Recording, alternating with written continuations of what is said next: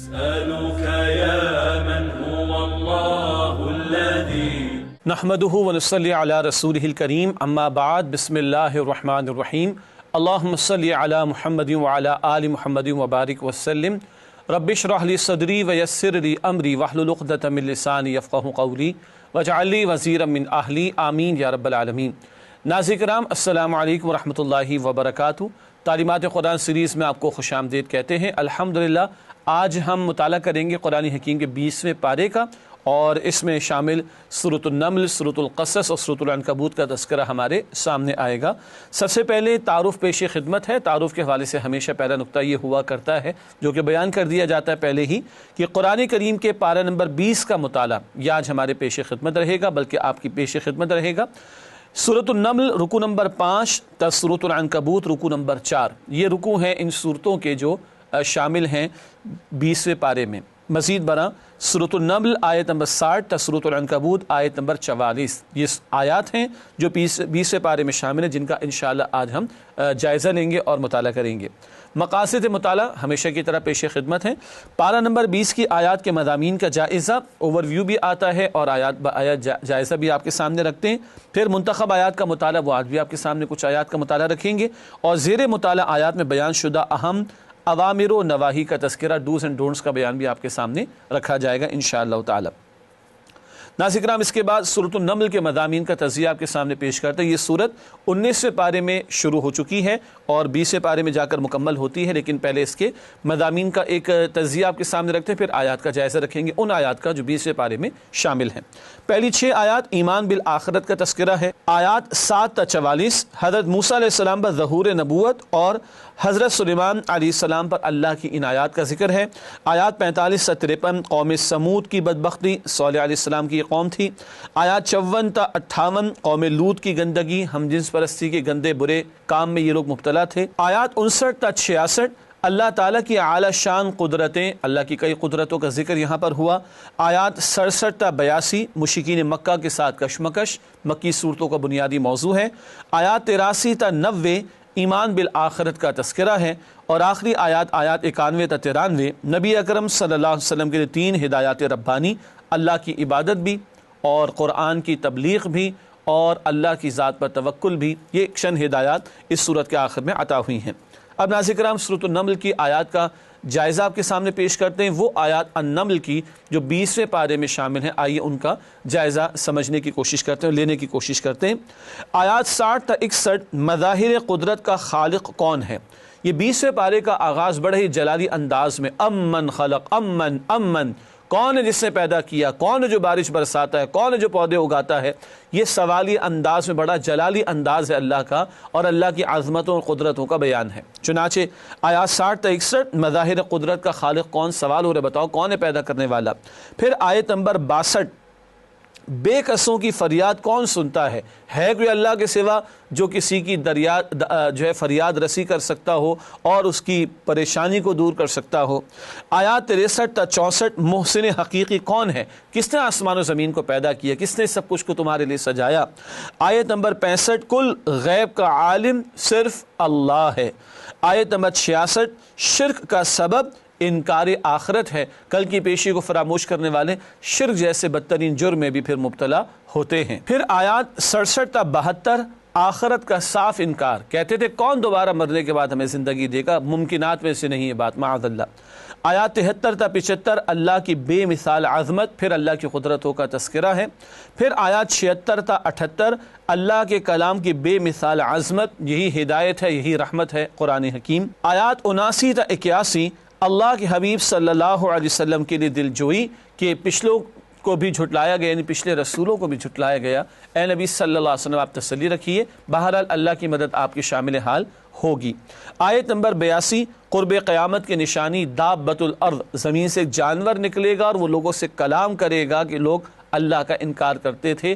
یہ آخری بالکل جو نشانیاں ہیں احادیث میں بھی بیان ہوئی، ان میں سے ایک کا ذکر یہاں آیت نمبر 82 میں ہے۔ آیات 83 تا 85 جھٹلانے والوں کا انجام قیامت کے تعلق سے بیان ہے۔ آیت نمبر 86 رات اور دن کی نشانیاں، پھر اللہ کی قدرتوں کا ذکر ہے۔ آیات 87 تا 88 روز قیامت کی کیفیات کا بیان۔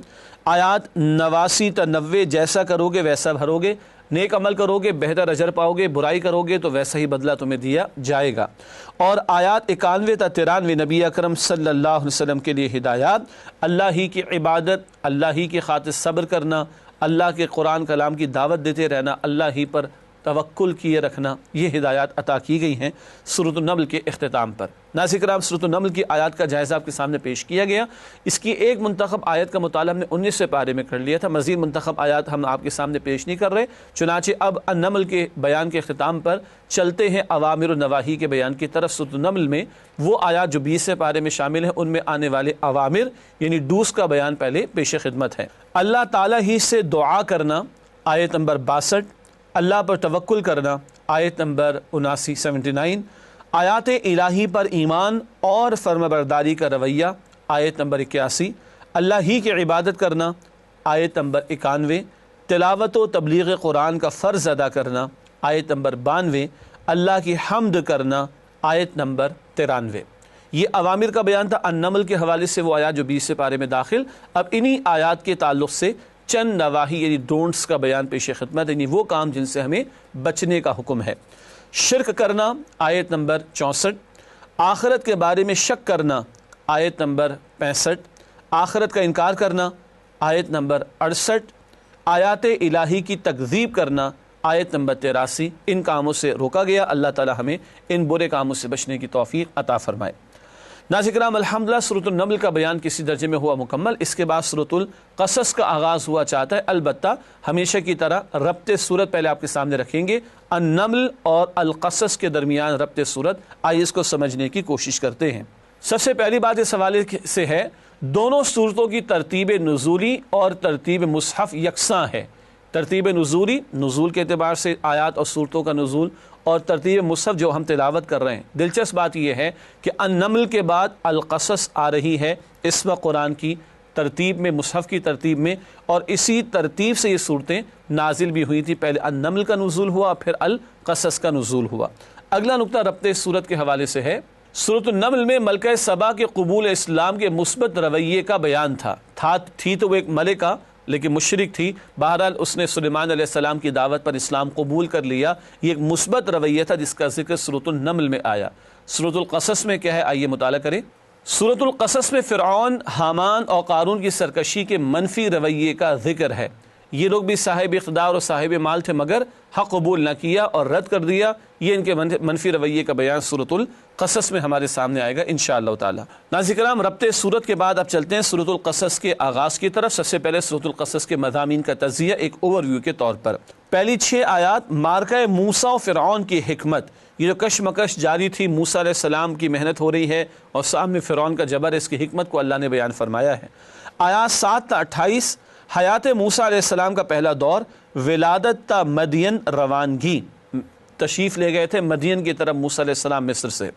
پھر آیات 29 تا 43، حیات موسیٰ علیہ السلام کا دوسرا دور، ظہور نبوت تا ہلاکت فرعون، مدین سے واپس تشریف لائے، اظہار نبوت ہوا، معجزات عطا ہوئے، اور وہاں سے لے کے فرعون کی ہلاکت تک کے حالات کا بیان ہے۔ پھر آیات 44 تا 50، ماضی کے واقعات کا بیان، رسالت محمدی صلی اللہ علیہ وسلم کا ثبوت، پچھلی تاریخ کا بیان، آپ کی زبان سے جاری ہونا آپ کی صداقت کی دلیل۔ آیات 51 تا 55، صالحین اہل کتاب کی تحسین، اہل کتاب میں سے جو لوگ نبی اکرم علیہ السلام پر بھی ایمان لے آئے ان کی بھی تحسین ہے، اور جو ان میں صاحب کردار لوگ تھے ان کا ذکر ہے۔ آیات 56 تا 61، مشرکین مکہ کی بدبختی کہ اتنا پیارا کلام ان کو عطا ہو رہا ہے اللہ کے رسول علیہ السلام کے ذریعے سے، مگر ان کی بدبختی ہے کہ یہ ہٹ دھرمی پر اڑے ہوئے ہیں اور حق قبول نہیں کر رہے۔ آیات 62 تا 67، روز قیامت مشرکین کا انجام، اس کا ذکر ہے۔ آیات 68 تا 75، عظمت باری تعالی کا تذکرہ، اللہ کی قدرتوں کے بیان کے ذریعے ہے۔ آیات 76 تا 82، قارون کا واقعہ بطور عبرت بیان ہوا، تفصیل بعد میں بھی آئے گی انشاءاللہ۔ آیات 83 تا 85، آخرت میں جزا و سزا، کل کیا فیصلے ہوں گے، وہ جو بھی ہوں گے لوگوں کے اعمال کی بنیاد پر ہوں گے۔ آیات 86 تا 88، مشرکین سے سودے بازی کی ممانعت اور حق پر قائم رہنے کی تلقین کی جا رہی ہے۔ ناظرین کرام، یہ تو ہے مضامین کا تجزیہ، یعنی ایک اوور ویو سورۃ القصص کے حوالے سے۔ اب آئیے سورۃ القصص کی آیات کا جائزہ آپ کے سامنے پیش کرتے ہیں۔ سب سے پہلی 6 آیات میں ذکر ہے اللہ مظلوموں کو غالب کر دے گا۔ فرعون ظالم اور جابر بنا ہوا ہے اور بنی اسرائیل کو اس نے غلام بنا رکھا ہے، مگر اللہ فرعون اور آل فرعون کو غرق کر دے گا اور بعد میں بنی اسرائیل کو عروج عطا فرمائے گا۔ آج کے کمزوروں کو کل اللہ عروج بھی عطا فرمائے گا۔ آیات 7 تا 9 اللہ نے دشمن کو محافظ بنا دیا۔ موسیٰ علیہ السلام کی پرورش اللہ اکبر کبیرہ وہ فرعون کے محل میں ہو رہی ہے، اور آگے ذکر آ رہا ہے اس کے خرچے پر ہو رہی ہے، ذکر کر دیتا ہوں۔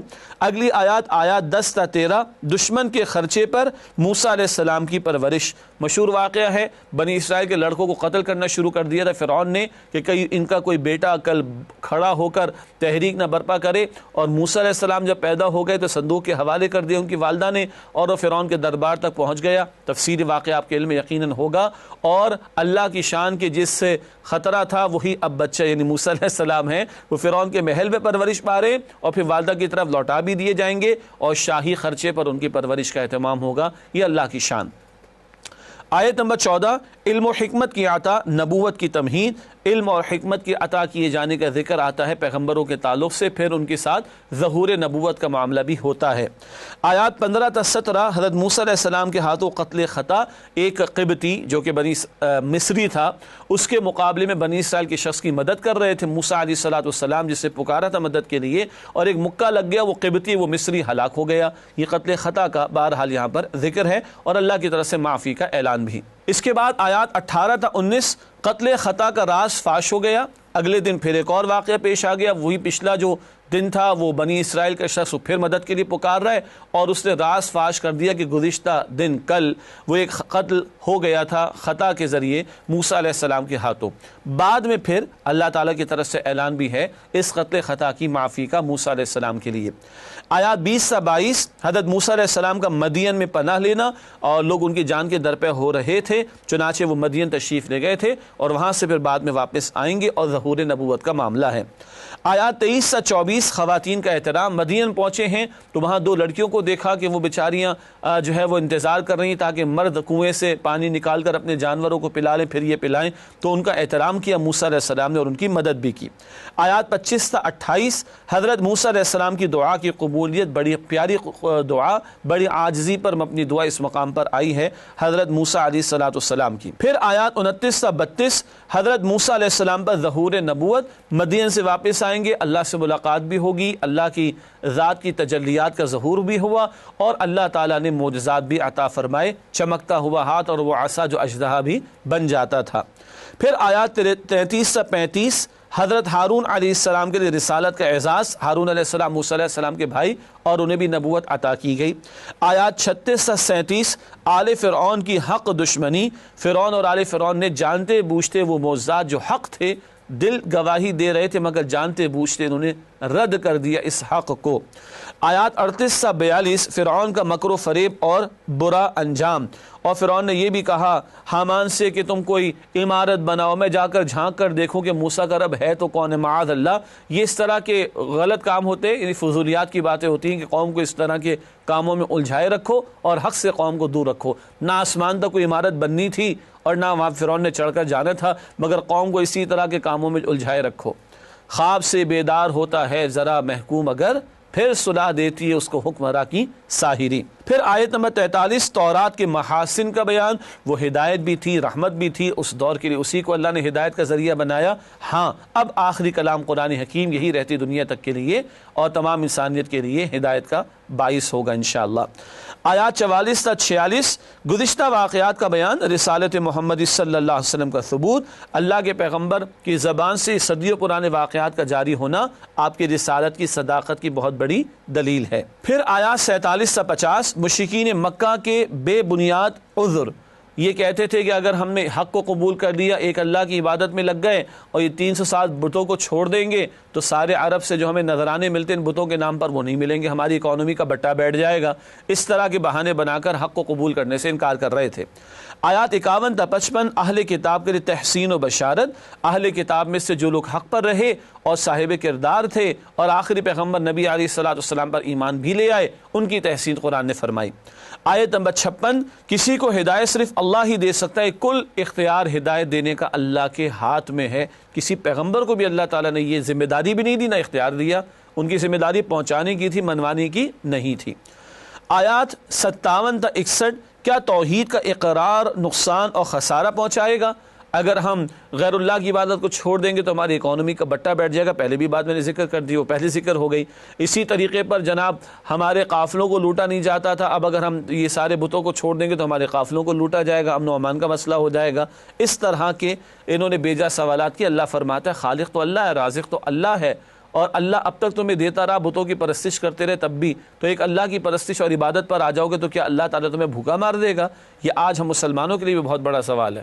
جناب شریعت پر عمل کریں گے تو ہماری اکانومی بیٹھ جائے گی، جب شریعت پر عمل کریں گے تو ہم پر سینکشنز لگ جائیں گے، شریعت پر عمل کریں گے تو غیر ہم سے ناراض ہو جائیں گے۔ تو آج ہم نے اللہ کو ناراض کر دیا کہ ہمارے ملک میں دودھ کی نہریں بہہ گئیں، ہمارے محلات جو ہیں وہ کیا سونے کے بن چکے ہیں؟ بلکہ محلات چھوڑیے، ہمارے گھر کے محلات بن چکے ہیں۔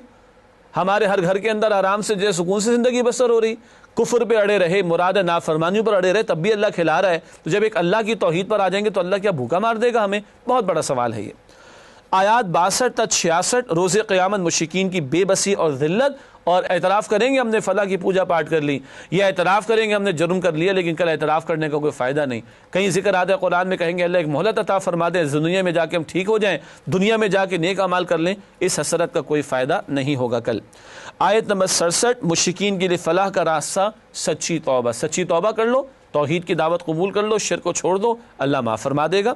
آیات 68 تا 70 عظمت باری تعالیٰ کا بیان، اللہ کی قدرت، اللہ کی تخلیق کا تذکرہ ہے۔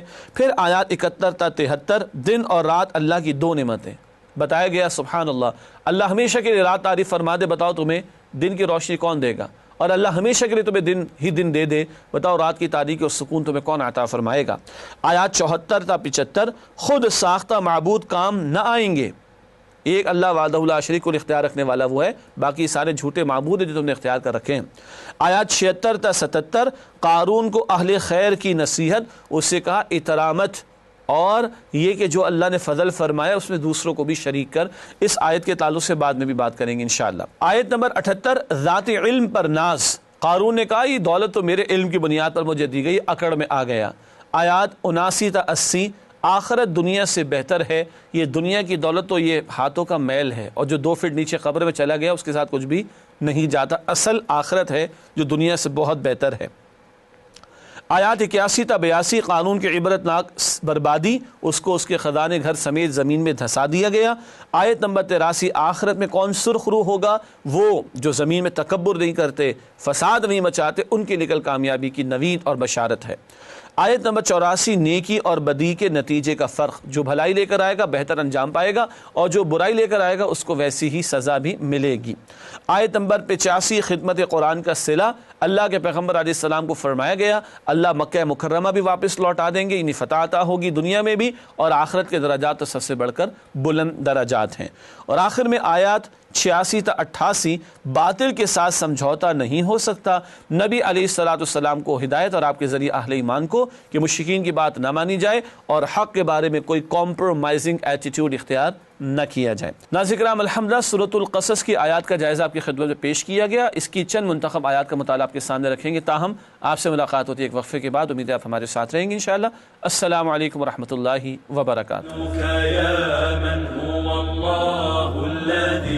السلام علیکم ورحمۃ اللہ وبرکاتہ۔ ناظرین کرام تعلیمات قرآن سیریز میں آپ کو خوش آمدید کہتے ہیں۔ آج ہم 20ویں پارے کا مطالعہ کر رہے ہیں، اور وقفے سے پہلے سورۃ القصص کی آیات کا جائزہ آپ کی خدمت میں پیش کیا گیا۔ اب چلتے ہیں سورۃ القصص کی چند منتخب آیات کے مطالعے کی طرف۔ سب سے پہلے جس آیت کا انتخاب کیا گیا یہ آیت نمبر 24 ہے، عاجزانہ دعا موسیٰ علیہ السلام کی، بہت پیاری۔ ارشاد ہو رہا ہے اس مقام پر فَسَقَى لَهُمَا ثُمَّ تَوَلَّى إِلَى الظِّلِّ فَقَالَ رَبِّ إِنِّي لِمَا أَنزَلْتَ إِلَيَّ مِنْ خَيْرٍ فَقِيرٌ۔ ترجمہ، تو موسیٰ علیہ السلام نے ان کے لیے بکریوں کو پانی پلا دیا، پھر سائے کی طرف چلے گئے اور کہنے لگے کہ اے پروردگار تو جو کچھ بھلائی میری طرف نازل کرے میں اس کا محتاج ہوں۔ یہ سورہ قصص کی آیت نمبر 24 اور دعا موسیٰ علیہ السلام کی، وہ 2 عورتوں کا، لڑکیوں کا ذکر آیا تھا، ان کے لیے مدد کی، پانی پلا دی ان کے جانوروں کو، پھر اللہ سے دعا کی اور ایسی دعا قبول ہوئی، سبحان اللہ۔ اس کے بعد موسیٰ علیہ السلام کا نکاح بھی ہوا اور ان کو رہائش بھی مل گئی اور ان کو ملازمت بھی مل گئی، بہت سارے کام اس ایک دعا سے اللہ نے پورے فرما دیے۔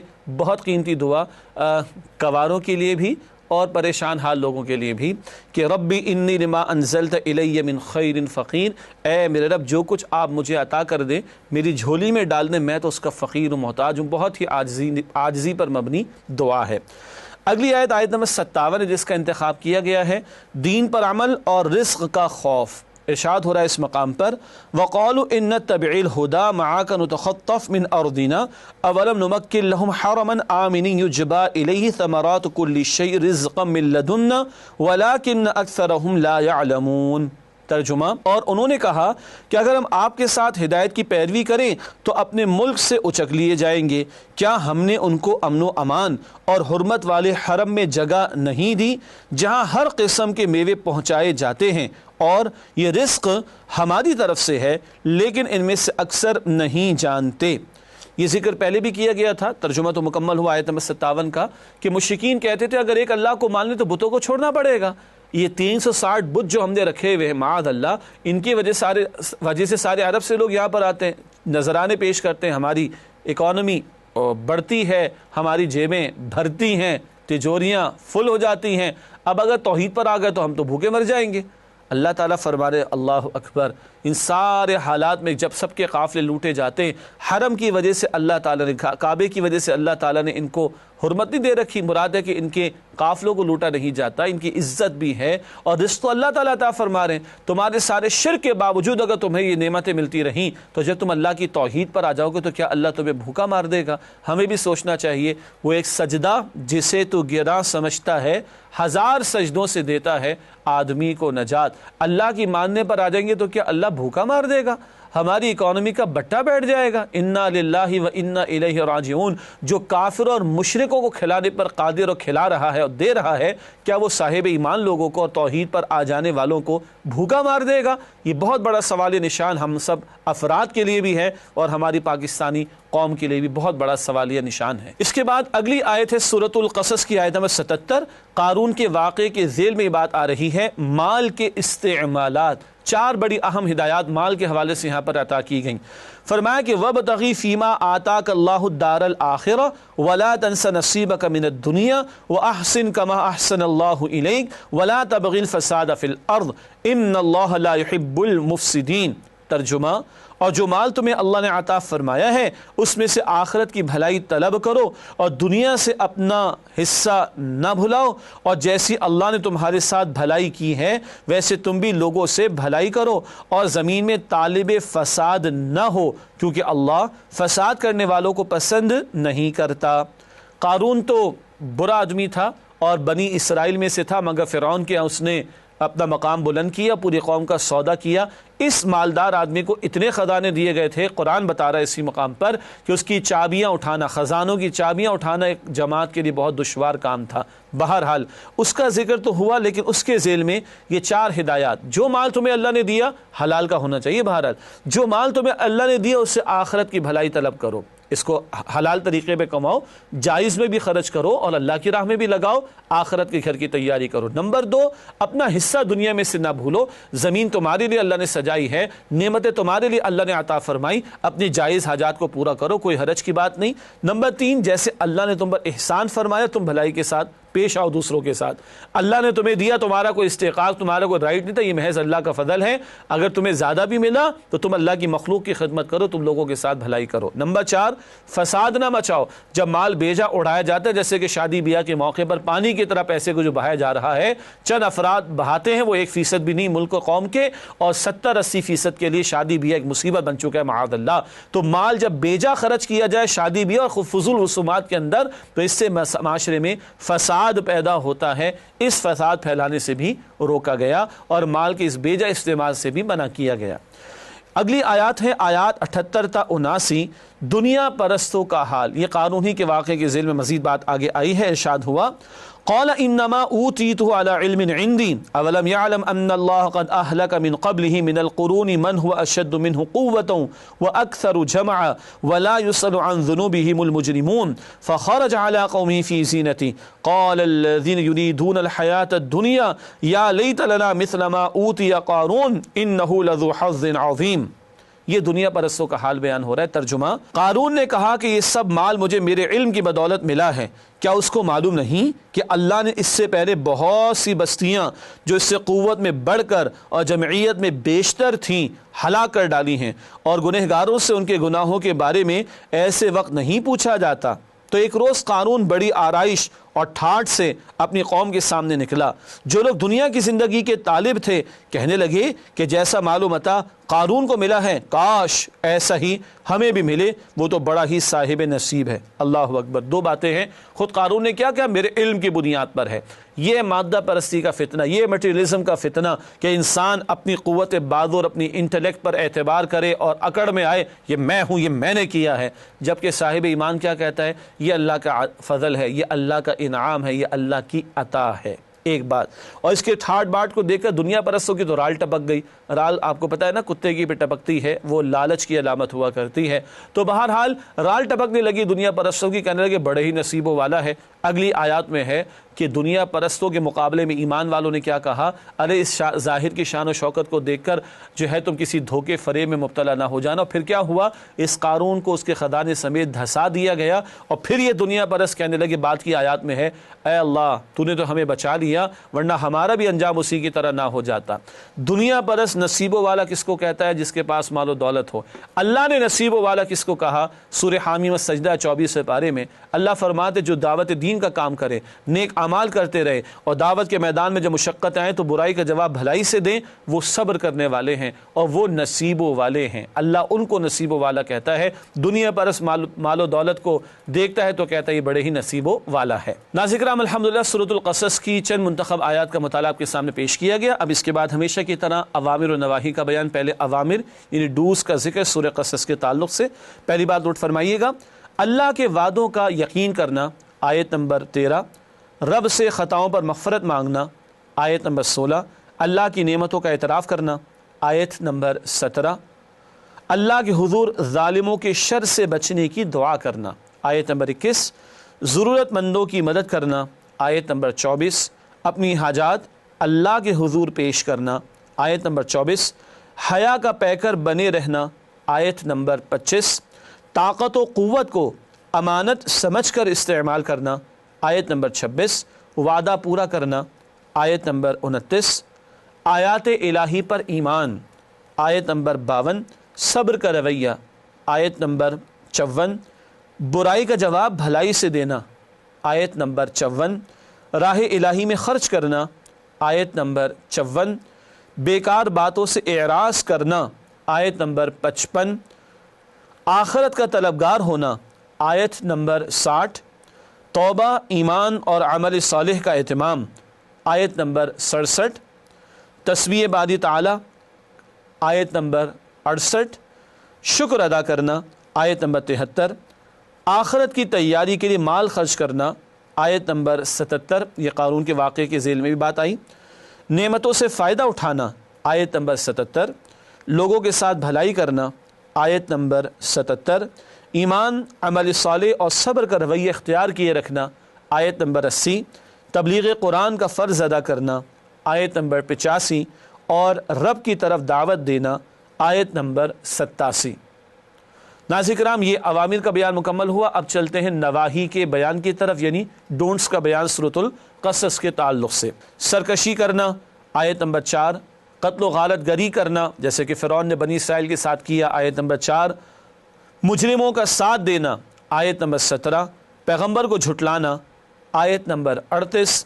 آخرت کا انکار، آیت نمبر 39۔ خواہشات نفس کی پیروی، آیت نمبر 50۔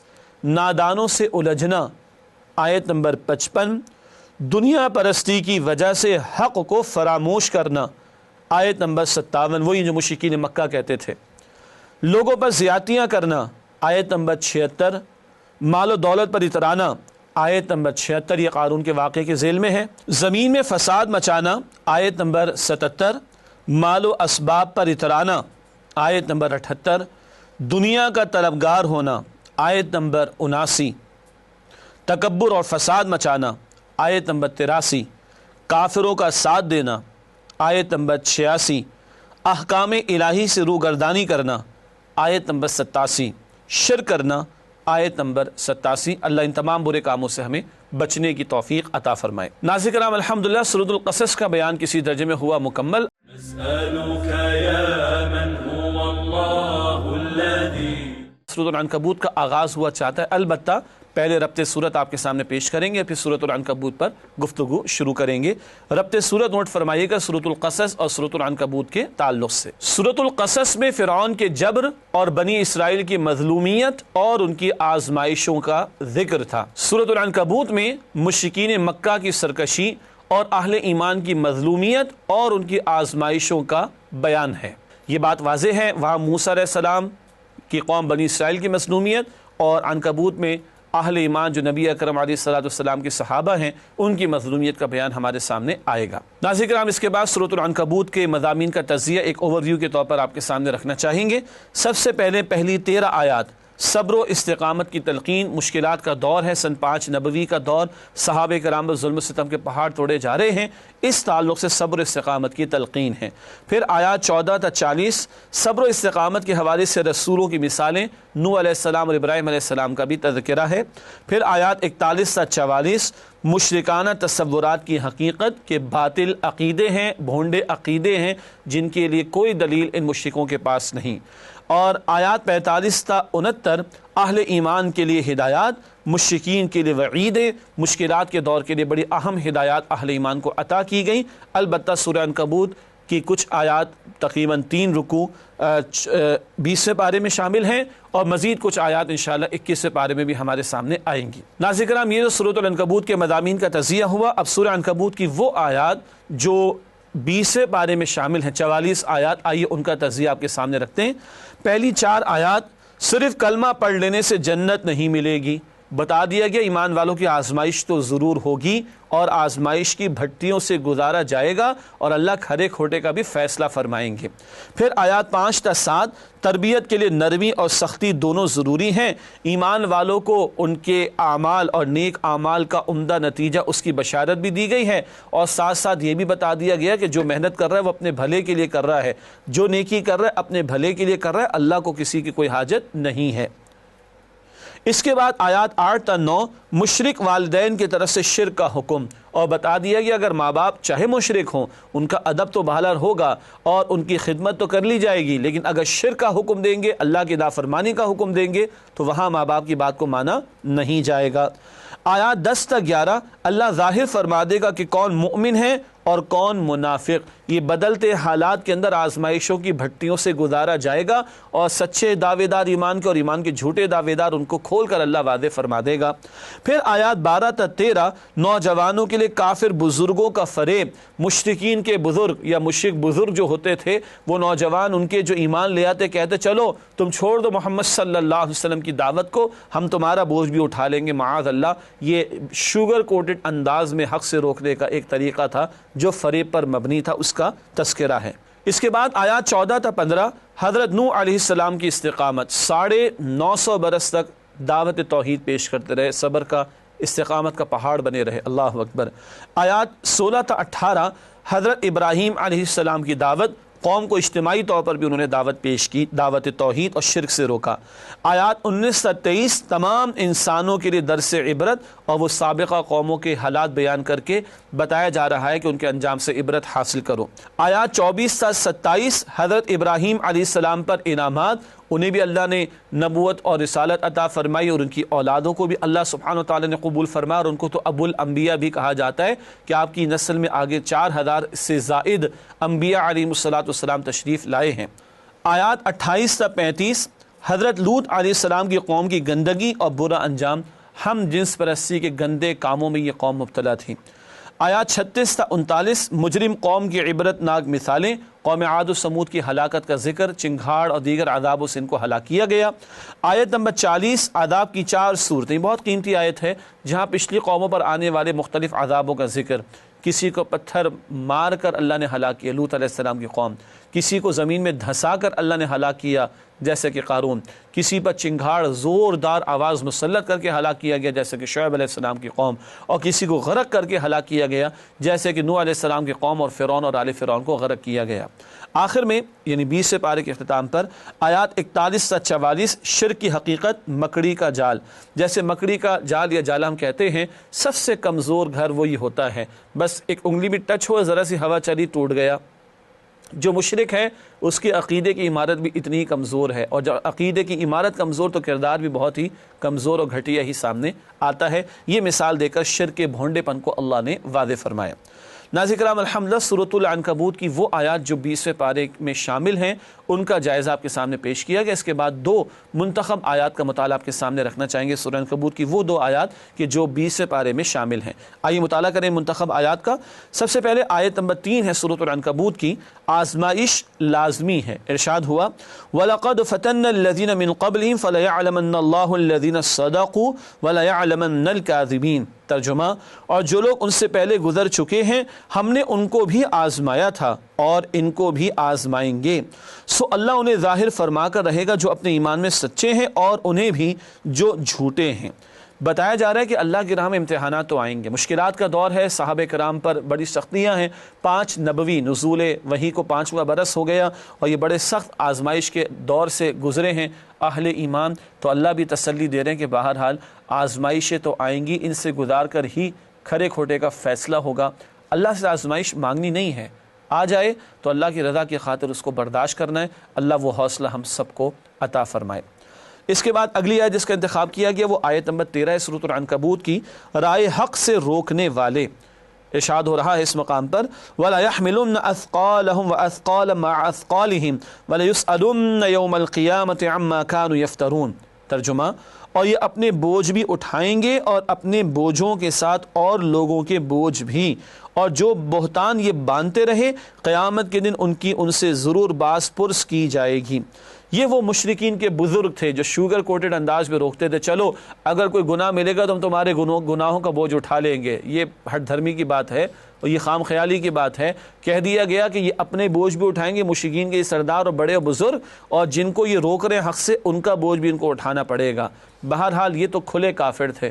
کبھی کبھی مسلمانوں کے درمیان یہ بھی ہوتا ہے، میاں ہوش کے ناخن لو، نوجوانوں کو سمجھانے کے لیے، دین سے روکنے کے لیے، ہم نے یہ مال دھوپ میں سفید نہیں کیے، چلو میاں چلو بعد میں دیکھی جائے گی۔ یہ بھی شوگر کوٹڈ انداز ہوا کرتے ہیں۔ تو جو روک رہا ہے کسی کو حق سے اور دین پر چلنے سے، وہ اپنی خیر منائے کہ اپنے گناہوں کو بوجھ بھی اٹھائے گا اور دوسرے کو حق اور دین پر چلنے سے روکنے کا بوجھ بھی اس کو اٹھانا پڑے گا۔ اور اللہ فرما رہے کہ قیامت کے دن ضرور ایسے لوگوں سے باز پرس ہوگی، ان سے کل اس کے بارے میں سوال کیا جائے گا۔ ناظرین کرام الحمدللہ سورۃ العنکبوت کی وہ آیات جو 20 پارے میں شامل ہیں ان میں سے 2 منتخب آیات کا مطالعہ آپ کے سامنے پیش کیا گیا۔ ناظرین کرام ہمیشہ کی طرح آخر میں فرمان نبوی صلی اللہ علیہ وآلہ وسلم پیش خدمت ہے، سماعت فرمائیے گا۔ دلوں پر بھی زنگ آ جاتا ہے جس طرح لوہے پر زنگ چڑھ جاتا ہے۔ پوچھا گیا اے اللہ کے رسول علیہ السلام اس کا کیا علاج ہے؟ فرمایا آپ صلی اللہ علیہ وسلم نے قرآن کی تلاوت اور موت کو کثرت سے یاد رکھنا۔ یہ بہقی شریف کی روایت ہے۔ دل مردہ ہو جاتے ہیں، ہمارے لوگ کہتے ہیں نماز میں دل نہیں لگتا، اللہ کی بات اللہ کی یاد میں مزہ، استغفر اللہ، مزہ نہیں آ رہا، دل نہیں لگ رہا، یہ دلوں کے مردہ ہو جانے کی علامت ہے۔ زنگ لگ جاتا ہے، کیسے دور کریں؟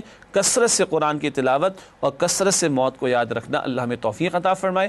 ناظرین کرام اسی کے ساتھ پروگرام کا وقت ہوا مکمل، آپ سے اجازت چاہیں گے۔ وآخر دعوانا ان الحمدللہ رب العالمین، والسلام علیکم ورحمۃ اللہ وبرکاتہ۔ نسألك يا من هو الله